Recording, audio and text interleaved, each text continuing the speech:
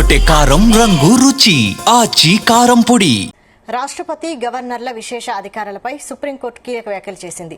గవర్నర్ల విధుల నిర్వహణ వ్యవహారాల్లో కోర్టులు జోక్యం చేసుకోవని సుప్రీంకోర్టు అభిప్రాయపడింది.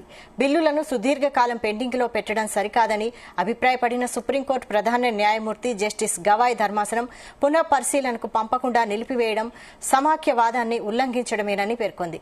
కారణం లేకుండా దీర్ఘకాలంగా బిల్లులను పెండింగ్లో ఉంచిన సందర్భాల్లో కోర్టులు పరిమిత విచక్షణతో వ్యవహరించొచ్చని, రాష్ట్రపతి విషయంలోనూ ఇదే వర్తిస్తుందనే భావన వ్యక్తమైంది.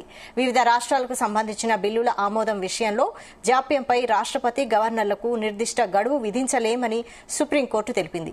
సుప్రీంకోర్టు గడువు విధిస్తే రాజ్యాంగ పదవుల్లో ఉన్న వారి అధికార విభజనను తుంగలో తొక్కినట్లేనని సుప్రీంకోర్టు అభిప్రాయపడింది. ఎలాంటి బిల్లులనైనా గవర్నర్ పరిశీలించడం, ఆమోదించడం లేదా రాష్ట్రపతి పరిశీలనకు పంపడం వరకే గవర్నర్ పరిధిలో ఉంటుందే తప్ప 4వ అధికారం ఉండదని సుప్రీంకోర్టు తేల్చి చెప్పింది.